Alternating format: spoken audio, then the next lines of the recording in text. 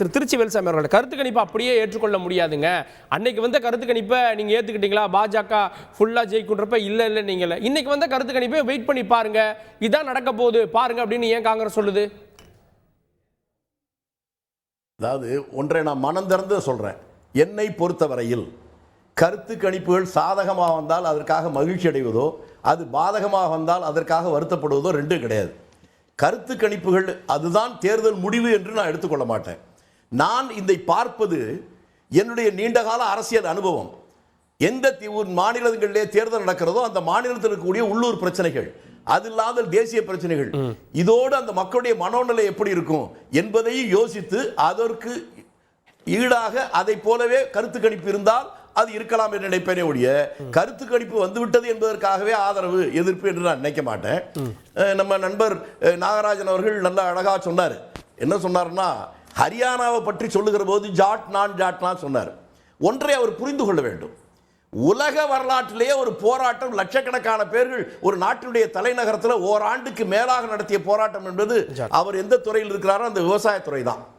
அந்த விவசாயத்துறை இங்கே பெரிய போராட்டம் நடக்கிற போது அதில் மிக கடுமையாக பாதிக்கப்பட்டவர்களும் அந்த பாதிக்கப்பட்டவர்களை நேரடியாக கண்கூடாக பார்த்தவர்களும் அதிகமான பேர் ஹரியானாவை சேர்ந்தவர்கள். டெல்லியை சுற்றி தான் அந்த ஹரியானாவே இருக்கு. டெல்லியில போகிற போதே ஹரியானா பார்த்து தான் போகணும். அந்த பாதிக்கப்பட்ட மக்களுடைய மனோநிலை எப்படி இருக்கும் என்பதை நாம புரிஞ்சுக்கணும்.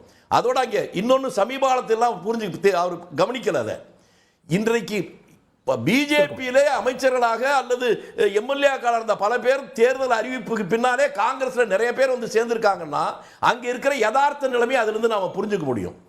பெரிய சாதனை இருக்கிறதா என்றால் அப்படி ஒண்ணும் இல்லை. ஸ்ரீநகர் அங்க இருக்கிற மக்கள் என்ன நினைப்பாங்க, அந்த மாநில அந்தஸ்து அந்த ஆட்சிக்கு இருந்தது. பக்கத்தில் இருக்க பாண்டிச்சேரியிலே மாநில அந்தஸ்து வேணும் தான் நீண்ட நாளா சொல்லிட்டு இருக்காங்க. அந்த மாநில அந்தஸ்தை பிடுங்கிக் கொண்டு அதை ரெண்டாக உடைத்து யூனியன் பிரதேசமாக மாற்றி இருக்கிற போது அந்த மனோநிலையில் இருக்கக்கூடிய மக்கள் எப்படி ஆதரிப்பார்கள் எனக்கு தெரியல. இன்னொன்று, துவக்கத்திலேயே பிஜேபி தங்களுடைய தோல்வியை ஒப்புக்கொண்டாக நான் நினைப்பதே, அவர் என்ன சொன்னாங்க கொஞ்ச நாளைக்கு முன்னால் வரணும், ஒரே நாடு ஒரே தேர்தல், அந்த முழக்கம் மிக கடுமையாக உரத்த குரல்ல இருந்தது. இப்போ வரைக்கும் ஆனால் 4 மாநில தேர்தல் தானே வருது. அந்த தேர்தல் வருகிற போது அந்த கேப்லயும் சொல்றாங்களே சார், அதுல எங்க பின்வாங்குனாங்க? இப்பயும் சொல்லிட்டு தானே இருக்காங்க. இப்பயும் நாடாளுமன்றத்தில் சட்டம் இயற்றுவதற்கான வேலையை நான் சொல்றேன். சொல்றாங்களே செய்யறாங்களான்னு கேக்குறேன். சொல்றாங்களே செய்யறாங்களா? வெறும் 4 மாநில தேர்தலே ஒரு நேரத்தில் அவங்க அறிவிக்க தயாரா இல்ல. அதுலயே வெறும் 90 தொகுதிகள் தான் காஷ்மீர்லயும், 90 தொகுதி தான் ஹரியானா. அதை கூட ஒரே நேரத்தில் தேர்தல் நடத்த முடியல. ஆக அவர்கள் சொல்லுவதற்கும் நடைமுறை சாத்தியம் இல்லை என்பதை அவர்களே சொல்லாமல் மக்களுக்கு புரிய வைக்கிறார். அப்ப இந்த 2 மாநிலங்கள்ல ஆட்சி மாற்றம் இல்ல, இந்த 2 மாநிலங்கள்ல காங்கிரஸ் வருதுன்னா அது மாநில பிரச்சனை, அது தேசிய பிரச்சனை இல்ல. அது பாஜகவுக்கான தேசிய அளவுல பாஜகவுக்கான மெசேஜ் இல்ல. நான் சொல்லி முடிச்சிட்டேன்னா உங்களுக்கு இந்த கேள்விக்கு இடம் இருக்காது. நான் நண்பர் நாகராஜ் வந்து விவசாய அணியுடைய தலைவர். நான் அவரை பார்த்து கேட்கிறேன், யதார்த்தமா நானும் ஒரு விவசாய குடும்பத்தில் பிறந்தவன். பாஜக ஆட்சிக்கு வந்ததற்கு பின்னால விவசாயிகள் உற்பத்தி செய்கிற நெல்லோ கோதுமையோ எள்ளோ பருப்போ அல்லது தேங்காயோ எதுவாக இருந்தாலும் இதனுடைய விலைகள் என்ன உயர்ந்திருக்கு என்பதை அவர் சொல்லட்டும். ஆனால் அரிசி விலை உயரல, கோதுமை விலை உயரல, ஆனா சாப்பாட்டு விலை உயர்ந்திருக்கு. தேங்காய் விலை உயரல, ஆனா எண்ணெய் விலை உயர்ந்திருக்கு. எள்ளு விலை உயரல, ஆனா எண்ணெய் விலை உயர்ந்திருக்கு. இப்படி பார்த்தால் விவசாயிகளுடைய உற்பத்தி பொருட்களுக்கு விலையே ஏறாமல் 4 ஆண்டுகளாக ஒரு மூட்டை நெல் 1300 தாண்டாமல் அப்படியே. ஆனால் சாப்பாட்டு விலை 4 மடங்கு உயர்ந்திருக்கிறதா இல்லையா? எப்படி விவசாயிகள் உங்களுக்கு ஆதரிப்பான்னு நினைக்கிறீங்க? இதெல்லாம் தேசிய பிரச்சனை. இது அந்த தேசிய பிரச்சனை கர்நாடகா ஹரியானாவுக்கு பொருந்தது, தமிழ்நாட்டுக்கு பொருந்தது. சரி, ஓகே. திரு ரவிச்சந்திரன் அவர்கள்ட்ட நாடாளுமன்ற தேர்தல் அதுல வந்து பெரும்பான்மை கிடைக்கல, மெஜாரிட்டி அதுக்கப்புறம் கிடைச்சது, கூட இருந்த கூட்டணி கட்சிகள்லாம். அதனுடைய நீட்சி அந்த பிரச்சனை இன்னும் எதிரொலிக்குது, குறிப்பாக விவசாயிகள் பிரச்சனை இதெல்லாம் எதிரொலிக்குது. அப்போ இந்த மாநிலங்களில் பாஜக அன்னைக்கு பண்ணது 370 ஒர்க் பண்ணது, அதே போல விவசாயிகள் பிரச்சனை அதெல்லாம் இப்போ எதிரொலிக்குது. இதுதான் தோல்வியாக வரப்போகுதுன்றார். நாடாளுமன்ற தேர்தல் போது விவசாய பிரச்சனை எல்லாம் அடங்கி இருந்ததா? அந்த டைம்ல தான் அந்த எங்க அங்க ஹரியானால வந்து பாதிக்கு பாதி தானே 2 பேர் எடுத்தாங்க. 3ல இருந்து 240 ஆச்சுல.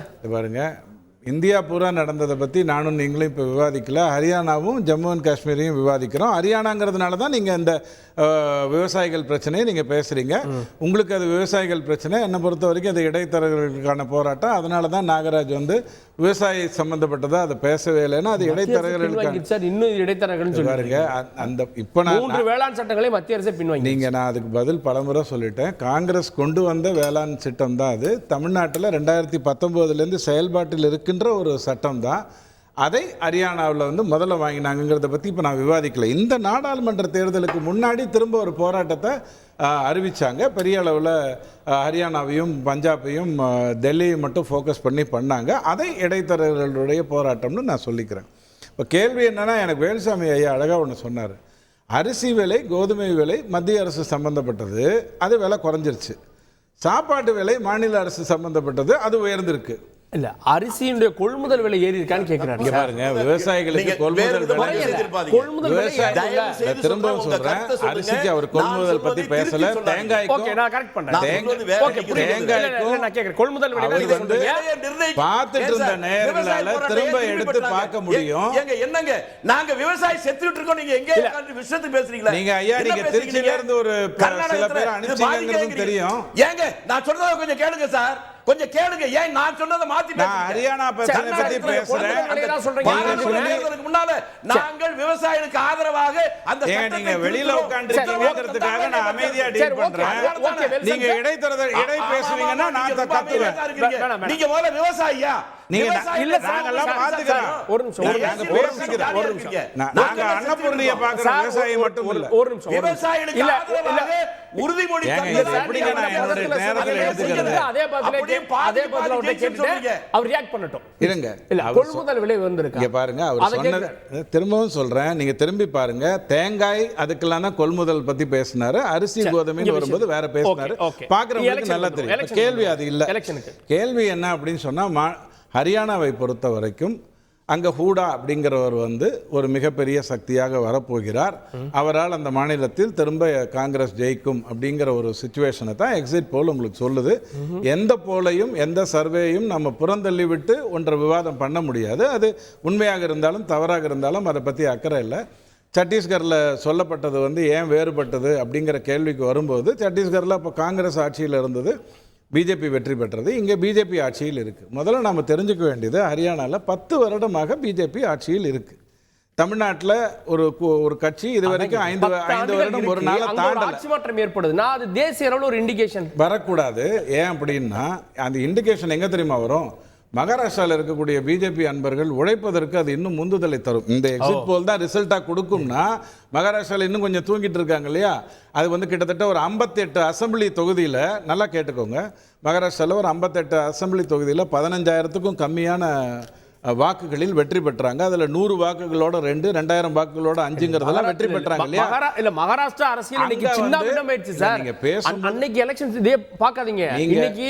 அன்னைக்கு 4 கட்சியா நின்னாங்களா? இன்னைக்கு எத்தனை கட்சி இருக்காங்க? ஒவ்வொரு கட்சி 2ஆ உடைஞ்சிருக்கு சார். நல்லா உடையட்டும். மகாராஷ்டிராவை பொறுத்த வரைக்கும் நீங்க சொன்னதுனால நான் அதுக்குள்ள வரேன். நான் பேச வந்தது ஹரியானா, ஜம்மு அண்ட் காஷ்மீரை பற்றி மட்டும்தான். மகாராஷ்டிரால அது இன்னும் முந்துதல் சக்தியை தான் கொடுக்கும். அதனால எந்த குழப்பமும் பிஜேபிக்கு இல்லை. இப்போ ஹரியானாக்கு வந்துடும். ஹரியானால நாம ஏன் ஜாட்டை பத்தி அதிகம் பேசுறோம் அப்படின்னு சொன்னா, இந்த முறை பிஜேபி நிறுத்தியிருக்கிற நிறைய கேண்டிடேட்ஸ் வந்து நான் ஜாட், நான் ஓபிசி, நான் எஸ்சி கேண்டிடேட்ஸ் தான் நிறுத்தியிருக்கு. பிஜேபியோடைய ஒரு பலவீனம் அப்படின்னு இந்த எக்ஸிட் போலை பார்த்து நாம் தெரிந்து கொள்ளக்கூடியது என்னன்னா, அது வந்து ஒரு நோன் ஃபேஸ், அறிந்த முகத்தை முதலமைச்சராக அல்லது முதலமைச்சராக இவரை கூட நம்ம இப்போ இருக்கக்கூடிய சிஎம் கூட அறிவிக்காமல் அது பண்ணிட்டு இருக்குங்கிறது ஒரு பக்கம். இன்னொரு பக்கம் அவங்க வந்து ஹூடாவை கொண்டு வந்திருக்காங்கிறது. எனக்கு காங்கிரஸை பற்றி இருக்கக்கூடிய வருத்தம் என்னன்னா, ஏற்கனவே கர்நாடகாங்கிறது சிவகுமார் சொல்கிறது தான் நடக்கும், ராகுல் காந்தி சொன்னால் கேட்பாங்க, புறந்தள்ளுவாங்க. தெலுங்கானாவில் வந்து ரெட்டி சொன்னது தான் நடக்கும். இங்கே ஹரியானாவில் நாளைக்கு ஹூடா சொன்னது தான் நடக்குங்கிறது தான் வரப்போகுது. இது எங்கே போகுதுன்னா, 1971 இந்திரா காந்தி அம்மையார் தொடர்ந்து மாநில தலைமைகளை எல்லாம் மட்டுப்படுத்தி அல்லது அதை ஒரு பெரிய சக்தியாக உருவாங்கன்னு பார்த்துக்கிட்ட வேலையெல்லாம் பண்ணது வந்து இப்போ உல்டாவாயே என்ன ஆகுது, காங்கிரஸ்ல திரும்ப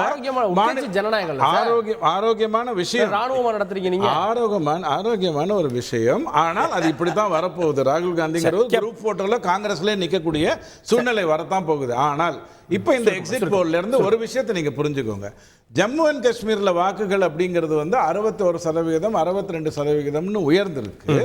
வேற ஹரியானால இதுவரைக்கும் இந்தியாவில் நடந்த தேர்தலையே இரண்டாவது முறையாக மிக குறைந்த வாக்கு நடந்திருக்கு. ஒரு ஆன்டி இன்கம்பன்சி இருக்கும்னு சொன்னா அங்க வாக்குகள் அதிகமாகும் அப்படிங்கிறது வந்து காலகாலமாக உங்களுக்கு சொல்லிக்கிட்டு இருக்கிற ஒரு கருத்து. எனக்கு இதுலலாம் நம்பிக்கை இல்லை. உங்களுக்கு சொல்லப்பட்ட கருத்தை நான் திரும்ப சொல்றேன். அப்படி பார்க்கும்போது ஹரியானால இவங்க சொல்ற அந்த எக்ஸிட் போலுங்கிறது இந்த அளவுக்கு 2-1ங்கிற அளவுக்கு தோற்குமாங்கிற கேள்வி எனக்கு தெளிவா இருக்கு. ஆனால் ஒரு 2 முக்கியமான விஷயத்தை நீங்க ஃபர்ஸ்ட் புரிஞ்சுக்கோங்க. ஜாட் இருக்கக்கூடிய இடத்தில் 16-27 பிஜேபி காங்கிரசிடம் தோற்பதற்கு வாய்ப்பு இருந்தாலும் பிராமணர்கள், பஞ்சாபிகள், வைசியர்கள், யாதவ், குஜார் அப்படிங்கிற அந்த மக்கள் இருக்கக்கூடிய இடங்கள்ல எல்லாம் காங்கிரஸை விட பிஜேபி அதிகமான வாக்குகளை பெறும் அப்படிங்கிறது சொல்லுது. பிஜேபியோடைய உள்கட்சி தகவல் வருது இல்லையா, ஒரு ஊர்ல இருந்தும் கொடுக்கிற தகவல் அதெல்லாம் ஒண்ணும் இல்லைங்க, ஹரியானா நல்லா தான் வரப்போகுதுன்னு சொல்லிருக்கு. ஆனால் ஹரியானாங்கிற அந்த சின்ன மீனை போட்டு மகாராஷ்டிராங்கிற பெரிய மீனை எடுக்கணும்னு வந்ததுன்னா அதற்கு காங்கிரஸ் வருத்தப்பட வேண்டும். ஹரியானா ஒரு சின்ன மீன் தான், மகாராஷ்டிரா தான் பெரிய மீன். இது ஒரு உத்வேகத்தை கொடுக்கும் ஒருவேளை தோத்தா அப்படின்றாங்க. செய்திகளை உடனுக்குடன் தெரிந்து கொள்ள உடனே சப்ஸ்கிரைப் பண்ணுங்க.